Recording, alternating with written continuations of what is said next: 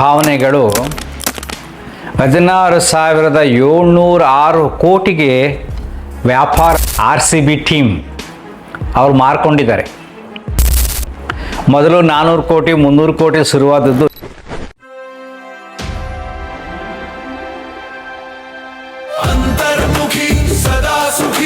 ನಮಸ್ಕಾರ ಸ್ನೇಹಿತರೆ. ಯುವ ಜನತೆಯ ಭಾವನೆಗಳು 16,706 ಕೋಟಿಗೆ ವ್ಯಾಪಾರವಾಗಿದೆ. ಇದೇನಪ್ಪ ಈಗ ಹೇಳ್ತಿದ್ದಾರೆ ಅಂದ್ಕೊಂಡ್ರ? RCB ಟೀಮ್ ಅವ್ರು ಮಾರ್ಕೊಂಡಿದ್ದಾರೆ. ಮೊದಲು 400 ಕೋಟಿ 300 ಕೋಟಿ ಶುರುವಾದದ್ದು ಈಗ 16,000 ಕೋಟಿಗೆ ಹೋಗ್ಬೇಕಾದ್ರೆ ಯುವ ಮನಸ್ಸುಗಳು ಎಷ್ಟೊಂದು ಹುಚ್ಚೆದ್ದಿವೆ ಅದರ ಬಗ್ಗೆ ಯೋಚನೆ ಮಾಡಿ ನೋಡಿ. ಸೊ ಕಳೆದ ವರ್ಷ 11 ಜನ ಸತ್ತೋದು ಕಾಲು ತುಳಿತಕ್ಕೆ ಸಿಲುಕಿ. ಅಲ್ಲಿ ಏನಿದೆ, ಒಂದು RCB ಟೀಮ್ ಅಂದರೆ ಬೇರೆ ಬೇರೆ ಆಟಗಾರರನ್ನು ಕರೆಸಿ ಆಟ ಆಡಿಸೋದು, ಮನಸ್ಸನ್ನು ರಂಜಿಸುವುದು, ಸ್ಪೋರ್ಟ್ಸ್ ಒಂದು ಸಿಚುಯೇಷನ್ ಕ್ರಿಯೇಟ್ ಮಾಡ್ತಾರೆ. ಏನೇನೂ ಇಲ್ಲ, ಯಾವ್ಯಾವುದೋ ದೇಶದಾಗ ಬರ್ತಾರೆ, ಸುಮ್ಮನೆ ಆಡ್ತಾರೆ, ಎಲ್ಲ total drama like A movie, cinema ಥರ ಅಷ್ಟೇ ಅದು. ಆದರೆ ಮನಸ್ಸುಗಳು ಎಷ್ಟೊಂದು ಹುಚ್ಚೆದ್ದಿದೆ ನೋಡಿ, ಯುವಕರ ಮನಸ್ಸುಗಳು. 11 ಜನ ಕಾಲು ತುಳಿತಕ್ಕೆ ಸಿಲ್ಕಿದ್ರು. ಅದು ಜಾಸ್ತಿ ಹೋಗಿದ್ದು ವಿರಾಟ್ ಕೊಹ್ಲಿ ಅವ್ರು ನೋಡೋಕ್ಕೆ. ವಿರಾಟ್ ಕೊಹ್ಲಿ ಪರ್ ಇಯರ್ ತಗೊಳ್ಳೋದು ಮಿನಿಮಮ್ 18 ಕೋಟಿ RCB ಟೀಮಿಂದ. ನನ್ನನ್ನು ನೋಡೋಕೆ ಬಂದಿದ್ದಾರೆ, ಎಷ್ಟೊಂದು ಅಭಿಮಾನ ಇದೆ ಅಂತ ಒಂದು ಸಣ್ಣ ಕೃತಜ್ಞತೆ ಮನಸ್ಸಿನಲ್ಲಿದ್ದರೆ, ವ್ಯಾಪಾರದ ಮನಸ್ಸಿಲ್ಲದೆ ಅಭಿಮಾನಿಗಳ ಮೇಲೆ ಅಭಿಮಾನವಿದ್ದಿದ್ದರೆ, ಇದನ್ನು ಯೋಚನೆ ಮಾಡಬೇಕು. ಅದಕ್ಕೋಸ್ಕರ ವಿಡಿಯೋ ಮಾಡ್ತಾ ಇದ್ದೀನಿ. ಅಭಿಮಾನಿಗಳ ಮೇಲೆ ನಿಜವಾದ ಅಭಿಮಾನ ಇದ್ದಿದ್ರೆ ಅಟ್ಲೀಸ್ಟ್ ಅವ್ರ ಪರ್ಸನಲ್ಲಿಂದ 18 ಕೋಟಿ 1 ಕೋಟಿ ಒಬ್ಬೊಬ್ರಿಗೆ 10 ಲಕ್ಷ ಕೊಟ್ಟಿದ್ರೆ ಆಗಿರೋದಪ್ಪ. ಒಂದೇ 1 ಕೋಟಿ 2 ಕೋಟಿ ಕೊಟ್ಟಿದ್ರೆ ಇನ್ನೂ ಸೂಪರ್ ಅಲ್ವಾ? ಅದು ನಿಜವಾದ ಸ್ಪಂದನೆ. ಕೊಹ್ಲಿ ಒಂದು ಸ್ವಲ್ಪನೂ ದುಡ್ಡು ಕೊಟ್ಟಿಲ್ಲ. ನೆಕ್ಸ್ಟ್ ನೀವು ಯೋಚನೆ ಮಾಡಿ ನೋಡಿ, ಈಗ ಟಿಕೆಟ್ಗೋಸ್ಕರ ಎಷ್ಟು ಒದ್ದಾಡ್ತಾರೆ ಜನಗಳು, ಎಷ್ಟು ಸರ್ಕಾರ ಕಂಟ್ರೋಲ್ ಮಾಡ್ತಾ ಇದೆ, ಪೊಲೀಸ್ ವ್ಯವಸ್ಥೆ ಕಂಟ್ರೋಲ್ ಮಾಡ್ತಾ ಇದೆ. ಇದೆಲ್ಲ ಏನು? ಕೇವಲ ಮನೋರಂಜನೆಗಾಗಿ.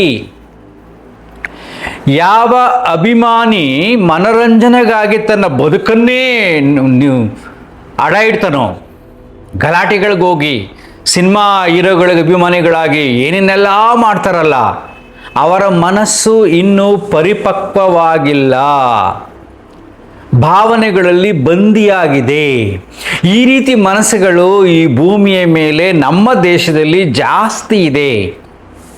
ಎಲ್ಲ ಈ ರೀತಿಯಾದ ಮನಸ್ಸುಗಳನ್ನು ಉಪಯೋಗಿಸ್ಕೊಂಡು ವ್ಯಾಪಾರ ಮಾಡ್ತಾರೆ. 16,706 ಕೋಟಿಗೆ ನಿಮ್ಮ ಭಾವನೆಗಳಿಗೆ ಬೆಲೆ ಬಂದಿದೆ. ಇದೇ ರೀತಿ ಆಧ್ಯಾತ್ಮಿಕ ಲೋಕದಲ್ಲೂ ಕೂಡ ವ್ಯಾಪಾರ ನಡೀತಿದೆ ಮನಸ್ಸುಗಳ ಮೇಲೆ. ಒಂದು ಉದಾಹರಣೆಗೆ ತಗೊಂಡೆ ನಿಮಗೆ.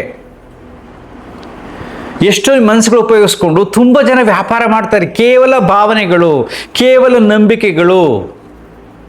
ಕೆಲವರಿಗೆ ಈ ದೇವಸ್ಥಾನಗಳಿಗೆ ಅಲ್ಲಿ ಇಲ್ಲಿ ಹೋದರೆ ಖುಷಿ ಆಗುತ್ತೆ, ಇನ್ನು ಕೆಲವರಿಗೆ ಏನೋ ಒಂದು ಪಾಸಿಟಿವ್ ವೈಬ್ಸ್ ಬರುತ್ತೆ, ಜೀವನಕ್ಕೆ ಸಹಕಾರಿಯಾಗತ್ತೆ. ಇದನ್ನು ಕೆಲವರು ದುರುಪಯೋಗ ಪಡಿಸ್ಕೊತಾರೆ.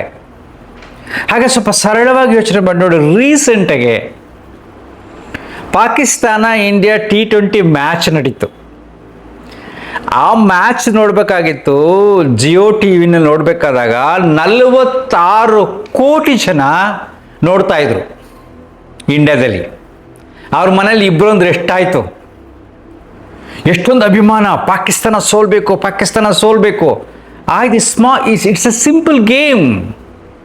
ಆದರೆ ಅಲ್ಲಿ ಭಾವನೆ ತುಂಬ ಜಾಸ್ತಿ ಇದೆ. ಇನ್ನು ಪ್ರಪಂಚದಾದ್ಯಂತ ಎಷ್ಟು ನೋಡಿರ್ತಾರೆ, ಪಾಕಿಸ್ತಾನದಲ್ಲಿ ಎಷ್ಟು ನೋಡಿರ್ತಾರೆ, ಹೇಗೆ ಮಾಡ್ತಿರ್ತಾರೆ. ಇವೆಲ್ಲ ಹುಚ್ಚು ಮನಸ್ಸಿನ ಅಂಧ ಅಭಿಮಾನ. ಇದನ್ನು ಅರ್ಥ ಮಾಡ್ಕೊಳ್ಳಿ. ಇಷ್ಟೊಂದು ಅವಶ್ಯಕತೆ ಬೇಕಾಗಿಲ್ಲ. ಒಂದು ಸಿನಿಮಾಗೆ ಹೋಗ್ತೀವಿ, ಸಿನಿಮಾ ನೋಡಿದಾಗ ಸಿನಿಮಾದಲ್ಲಿ ಕತೆ ಹೇಗಿದೆ, ಫೋಟೋಗ್ರಫಿ ಹೇಗಿದೆ, ಹೀರೋ ಹೇಗೆ ಆಕ್ಟ್ ಮಾಡಿದ್ದಾನೆ, ಎಷ್ಟು ಚೆನ್ನಾಗಿ ಕಾಣ್ತಾ ಇದ್ದಾನೆ, ಯಾವ ರೀತಿ ಸಂಗೀತ ಇದೆ, ಇದನ್ನೆಲ್ಲ ನಾವು ನೋಡ್ತೀವಿ, ಆನಂದಿಸ್ತೀವಿ. ಅಷ್ಟೇ, ಬಂದಾದ್ಮೇಲೆ ಮುಗೀತು.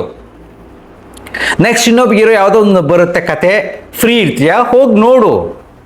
ಆದರೆ ಈ ಹೀರೋನೇ ಗ್ರೇಟು, ಇವನೇ ನನ್ನ ದೇವರು, ಈಸ್ ಅಲ್ಟಿಮೇಟ್ ಅಂತ ಯೋಚನೆ ಮಾಡ್ತಕ್ಕಂಥದ್ದು ಅಜ್ಞಾನದ ಮನಸ್ಸು. ಇನ್ನೂ ಬುದ್ಧಿ ವಿಕಾಸವಾಗಿಲ್ಲ. ಈ ಥರ ಜನ, ಕೋಟ್ಯಾಂತರ ಜನ ಈ ಭೂಮಿ ಮೇಲೆ ಇದ್ದಾರೆ. ಅವರ ಭಾವನೆಗಳು ಎಲ್ಲೆಲ್ಲಿ ಹೋಗುತ್ತೆ ಅಂದರೆ ಈ ಸಿನಿಮಾ ಕಡೆ ಹೋಗುತ್ತೆ, ಕ್ರಿಕೆಟ್ ಕಡೆ ಹೋಗುತ್ತೆ, ದೇವ್ರ ಕಡೆ ಹೋಗುತ್ತೆ, ನಂಬಿಕೆ ಕಡೆ ಹೋಗುತ್ತೆ, ಧರ್ಮದ ಕಡೆ ಹೋಗುತ್ತೆ, ಜಾತಿ ಕಡೆ ಹೋಗುತ್ತೆ. ನೋಡಿ, ಯಾಕೆ ಇಷ್ಟೆಲ್ಲ ಹೇಳಿದೆ ಅಂದರೆ ಎಲ್ಲ ಈ ರೀತಿಯಾದ ಮುಗ್ಧ ಭಾವನೆಗಳು, ವಿಕಾಸವಾಗದ ಭಾವನೆಗಳು, ಅಜ್ಞಾನಗಳು ನಾನಾ ರೂಪ ತರ್ಕೊಂಡು ಭೂಮಿ ಮೇಲೆ ಸಮಸ್ಯೆಗಳನ್ನು ಉಂಟು ಮಾಡ್ತಾ ಇದೆ. ಸುಮ್ಮನೆ ಈ ಆಡಿಯೋ ಕೇಳಿದಾಗ ನಿಮ್ಮಂತ ವಿಶ್ಲೇಷಣೆ ಮಾಡಲಿ ಅಂತ ನಾನು ಈ ವಿಡಿಯೋ ಮಾಡಿದೆ. 16,000 ಕೋಟಿ ಸುಮ್ಮನೆ ಆಯ್ತಾ? ನೆಕ್ಸ್ಟ್ ನೋಡಿ, ಒಂದು ಟೀಮ್ಗೆ ಇಷ್ಟ ಆದರೆ ಎಷ್ಟೊಂದು ಟೀಮ್ಗಳಿದೆ, ಎಷ್ಟು ಸಾವಿರ ಕೋಟಿ ವ್ಯಾಪಾರ ಆಗುತ್ತೆ. ಇದೆಲ್ಲ ಕೇವಲ ಮನೋರಂಜನೆಯ ಮೇಲೆ, ಭಾವನೆಗಳ ಮೇಲೆ. ವಾಸ್ತವವಾಗಿ ವೈಜ್ಞಾನಿಕವಾಗಿ ನಾವು ಚಿಂತನೆ ಮಾಡಿದಾಗ ಅದರಲ್ಲಿ ಏನಿಲ್ಲ. ಯಾಕೆಂದರೆ ಯಾರ್ಯಾರೋ ಬರ್ತಾರೆ, ಉಳಿದುಕೋತಾರೆ. ನಮ್ಮ ಇಂಡಿಯಾದವರೇ, ಇಂಡಿಯಾ ಟೀಮು ಪಾಕಿಸ್ತಾನ ಆಡಬೇಕಾದ್ರೆ ಹೇಗೆ ಕುಣಿತಿರ್ತೀವಿ, ಈಗ ಅವರವರೇ ಫೈಟ್ ಮಾಡ್ತಿರ್ತಾರೆ ಅಲ್ವಾ? ಸೊ ನಾನು ಯಾಕೆ ಸ್ವಲ್ಪ ಈ ರೀತಿ ಯೋಚನೆ ಮಾಡಬೇಕು. ನೋಡಿ, ಸಮಸ್ಯೆ ಇಲ್ಲ. ಆದರೆ ನಿಮ್ಮ ಬುದ್ಧಿಶಕ್ತಿಯನ್ನು, ನಿಮ್ಮ ಜ್ಞಾನವನ್ನು ಈ ರೀತಿಯಾದ ಸಿಲ್ಲಿಯ ವಿಚಾರಗಳಿಗೆ, ಸಿಲ್ಲಿಯ ಭಾವನೆಗಳಿಗೆ, ಯಾರೋ ಪ್ರಚೋದನೆ ಮಾಡ್ತಕ್ಕಂಥ ಭಾವನೆಗಳಿಗೆ ಬಲಿಯಾಗಬೇಡಿ. ಇಲ್ಲಿ ಓದಿದ ಫೀಲಿಂಗ್, ಅದೇ ಭಾವನೆಗಳನ್ನು ನಿಮ್ಮ ಸಂಸಾರಕ್ಕೆ ತನ್ನಿ. ನಿಮ್ಮ ಜೀವನದ ಉನ್ನತಿಗಾಗಿ ಆ ಭಾವನೆಗಳನ್ನು ಉಪಯೋಗಿಸ್ಕೊಳ್ಳಿ. ಯಾರು ನಿಮ್ಮ ಸುತ್ತಮುತ್ತ ಇರ್ತಾರೋ ಆ ಭಾವನೆಗಳನ್ನು ಉಪಯೋಗಿಸ್ಕೊಂಡು ಅವರನ್ನು ಪ್ರೀತಿಸಿ, ಅವರನ್ನು ಗೌರವಿಸಿ. ಅಲ್ಲಿ ನಿಮ್ಮ ಭಾವನೆಗಳು ಬರಲಿ. ಮನೆಯಲ್ಲಿ ಅಪ್ಪ ಅಮ್ಮನ ಜೊತೆ ಜಗಳ ಕಾಯ್ಕೊಂಡು ಸ್ಟೇಡಿಯಂಗೆ ಕುಳಿತುಕೊಂಡು ಓ ಕೊಹ್ಲಿ ಕೊಹ್ಲಿ ಇನ್ನೊಬ್ಬ ಯಾರೋ ಏನೋ ಅಂತ ಕುಣಿಯೋದಲ್ಲ. ಎಂಟರ್ಟೈನ್ಮೆಂಟ್ ಬೇಕು. ಯಾವ ಮನಸ್ಸಿಗೆ ಎಂಟರ್ಟೈನ್ಮೆಂಟ್ ಬೇಕು ಗೊತ್ತಾ? ದೇಹ ಬಳಲಿದಾಗ ಕೆಲಸ ಮಾಡಿ ಮನಸ್ಸು ಬಳಲಿದಾಗ ನೀನು ಅಧ್ಯಯನ ಮಾಡಿ ಯೋಚನೆ ಮಾಡಿ ಕ್ರಿಯೇಟಿವ್ ಆಗಿ ಮಾಡಿ ನಿನಗೆ ವಿಶ್ರಾಂತಿ ಇಲ್ಲದ ಮನಸ್ಸಿಗೆ ಒಂದು ಶಾಂತತೆ ಬೇಕು, ಎಂಟರ್ಟೈನ್ಮೆಂಟ್ ಬೇಕು, ಆನಂದ ಬೇಕು. ಆದರೆ ಮೋಸ್ಟ್ ಆಫ್ ದೆಮ್ ಅಲ್ಲಿ ಹೋಗೋರು ನೋಡಿ ಕ್ರಿಕೆಟ್ ಮ್ಯಾಚ್ಗೆ ಆಲ್ಮೋಸ್ಟ್ ಆಲ್ 50% ಸೋಮಾರಿಗಳೇ.